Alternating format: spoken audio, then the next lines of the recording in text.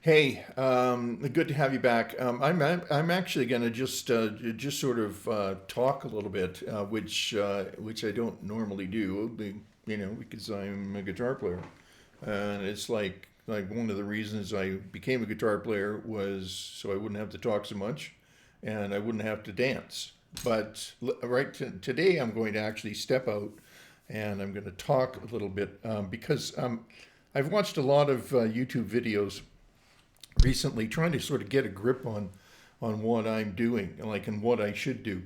And and one of the things that's really blown my mind is that there's this impression that you get when you watch YouTube videos. Specifically, let's say, learn how to play jazz, let's say, okay? You get this impression that you can take a little snippet of this and a little snippet of that and a little snippet of this, and then eventually that's going to add up to you being a jazz player. Well, let me tell you right now, it's not, all right, and it's actually started to bother me a little bit. Now, this is not to say that there aren't some really good players on YouTube, because there are some really legitimately good players, right? Because I'm not mentioning any names, I can also see that there are some legitimately really inexperienced and not very good players, and so I thought I would, and I don't mean that judgmentally. I mean, if you're going to be teaching, right?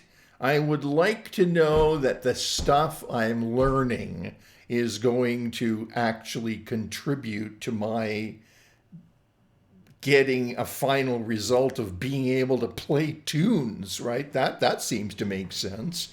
But man, I've seen some stuff where you're going to have a net negative impact on your so-called students if they learn what you're suggesting, and so I thought that I would just write down my process is when I learn a tune and when I perform a tune, right? When I think, okay, you know what? I think I'm ready to perform this tune now. So I'm going to perform this tune. So I just wanted to parse this out a little bit and give you, you know, they're not only my ideas. I've had the opportunity to study with some monstrously good players, and so I can say that those monstrously good players all feel pretty much the same way. So here it goes, and this one quote that I paraphrase slightly. I love this quote by Bill Evans. He said, "If I fully understood how difficult it is to improvise over a jazz standard, I think I may have stuck to classical music." Do you want me to read that again? I'm going to.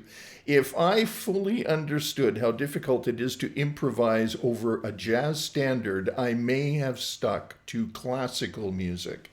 Now, I don't know if you've heard Bill Evans, and if you haven't, you should rush right over to the next Bill Evans YouTube video and listen to him, because he's one of the most influential improvisers to ever grace the genre of jazz. It was just incredibly musical, wonderful player. Okay, so how do I go about how should you go about learning how to play a song?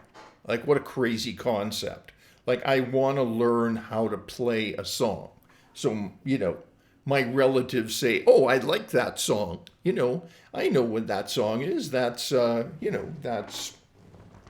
Duke Ellington song, or that's that Cole Porter song, or that's that Stevie Wonder song. I really like that song. As a matter of fact, we stopped by for a cup of coffee in this little restaurant today, and there was a guitar player there. It was great. Really nice to see a guitar player. I did not hear one song in the 40 minutes that we were there. There was a lot of noodling going on, like in one or two different keys, but I didn't hear one song. Like, it sounded like he was practicing his scales, which is great. I hope he really enjoyed himself. But if your objective is to learn how to play songs, then maybe there's some information here that might help you.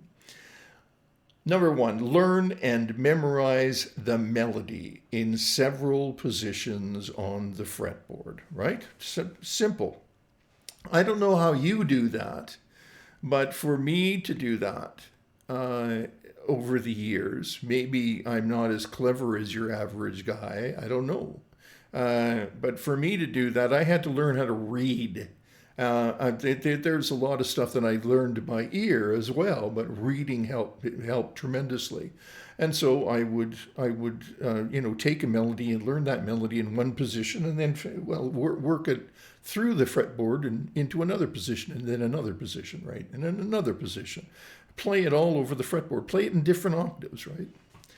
That's the way you learn a melody, and until it gets to the point where you've internalized it, you can sing it. You know what that melody is. Even if you might have the worst singing voice in the world, you can whistle it or sing it, or you're familiar with that melody. If you don't know the melody to a tune and you're already improvising, please don't do that. Or don't call it that song, and just use that song, that work of art, for an opportunity for you to practice your scales. Do that at some other time. Anyway, I'm already getting involved here. And okay, analyze the chord progression. Like, what is the chord progression? Do we have, let's say you take a standard like Sandoval. What is it? Like, it's a 2-5, 2-5, and then 2-5 going up a tone, and then another 2-5.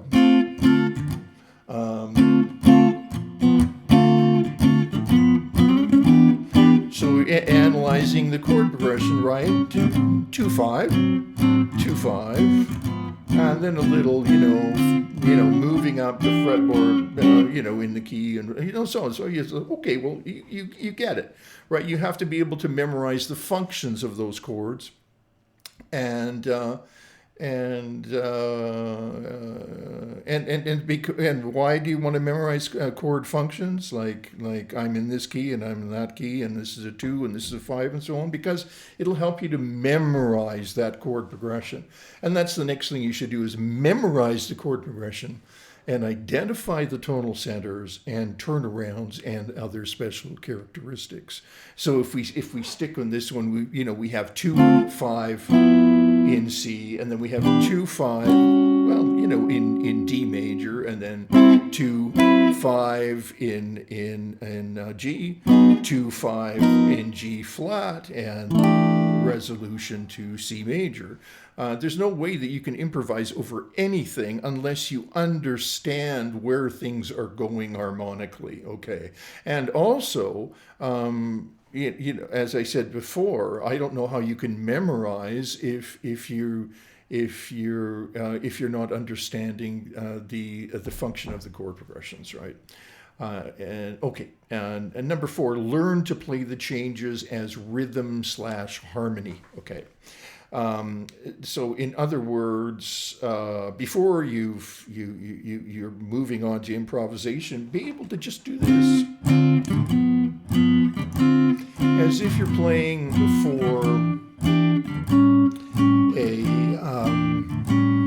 another instrumentalist, right?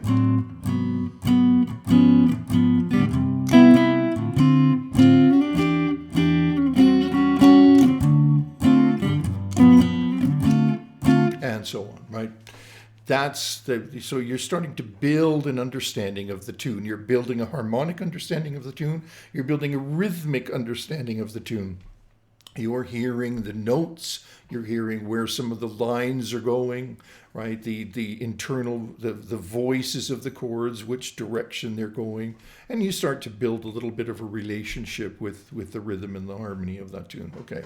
Number 5, develop a harmonic map of the tune, a written underlying understanding of the changes. So a harmonic map means if you want to memorize this, that's cool. You can do that too. But as I, developed, to the apex of my capabilities, I would write out harmonic maps, So in this case again with this tune, C major and then 2/5 in D major, 2/5 in G, 2/5 in G flat, and returning to C, right? The next the next let's see. So A. So on, and then through the tune. So you just build a harmonic map, so you're understanding what the scales are and what the where the chords are coming from. Okay, and then begin to develop a solo by playing simple short form arpeggios or double stops. Do so without tempo and work up to that slowly. So forget you flying around the fretboard and trying to seeing how fast you can play. See if you can just take notes of the chords.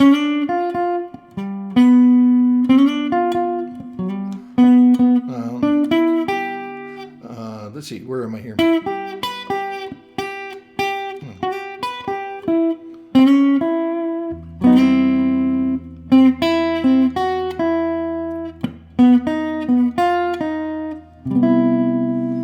Okay, so what I'm getting at here is keep it simple, right? Keep it simple and try to hear the changes in whatever you're doing, and don't start doing crazy altered stuff and so on. You can start with something as simple as root to 3 on each chord.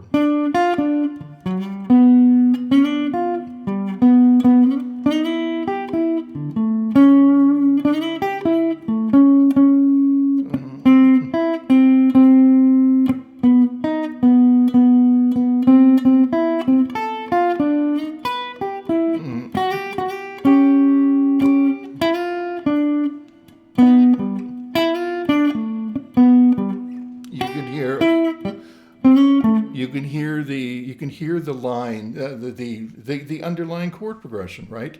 But you're improvising, but you're not launching out into outer space trying to imply all sorts of crazy stuff over something that could be quite simple and quite lovely if you work up the ideas, right? Okay, so simple, arpeggiated approach to each of the chords. Okay. Number 7, work on a chord melody solo in arrangement after doing all of the above.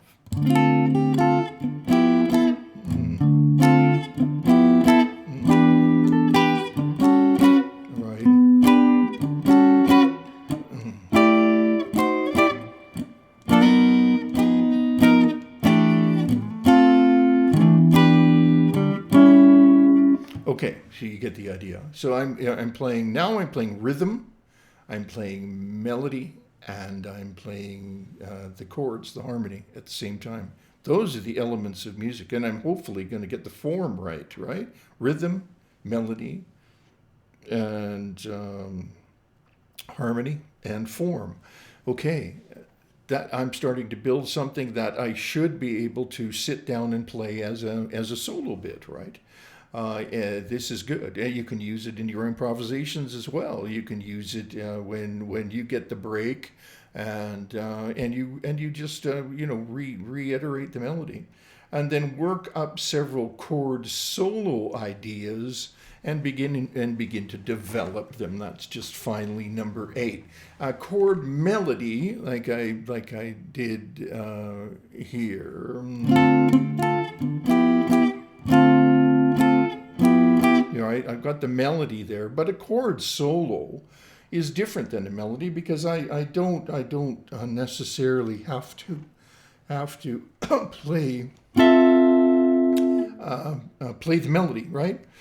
So I can do variations.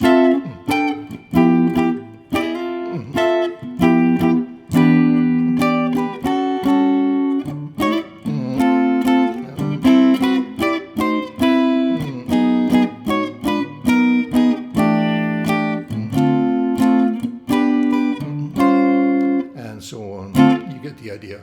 That's like a chord solo idea. So I'm extrapolating all the chords up and down the fretboard.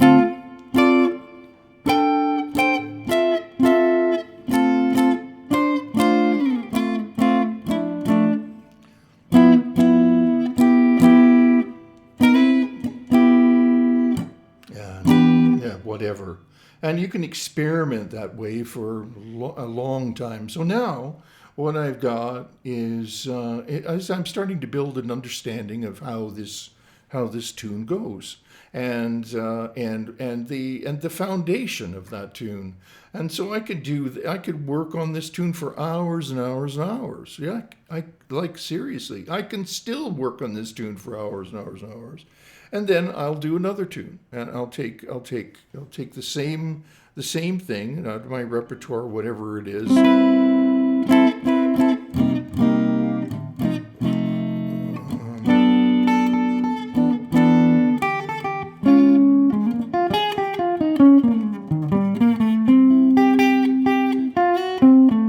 You get the idea, right?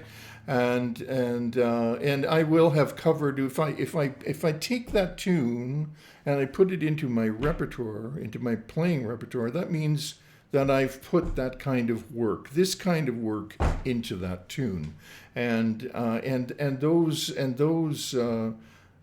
elements of learning a tune, I think. To move back to Bill Evans' quote, it makes sense why it really does take a long time to learn how to play a tune and play over it and in it and around it, and also be able to play a support role in that tune for another player, right? A melody player, it might be an alto sax player, it might be a vibes player, it might be a violinist, right? It might be a flautist, it might be a singer, the very good. And then in which case you're going to have to probably play these tunes in your repertoire in different keys. So, okay, so that's about it. I just really had a necessity to say that after getting sort of frustrated watching. And again, as I said, there are some great players and that really know their stuff. They're lovely players. They deserve tons of accolades and views, and I'll give you some of those players, as I move through my own fumblings here on this channel. All right, so good. Thanks for stopping by, and if this was a help, to you, that would be good. That would be good. And it's for me, it's the real deal, right? I know how much work it takes. It takes a heck of a lot of work, and it's consistent work. But you may as well, get the straight goods rather than little bits of like shortcuts and magic. Doesn't work. Okay, cool. Like, subscribe. And that would be great. And I'd love to see you again. Comments are helpful as long as they're nice. Okay, see you real soon.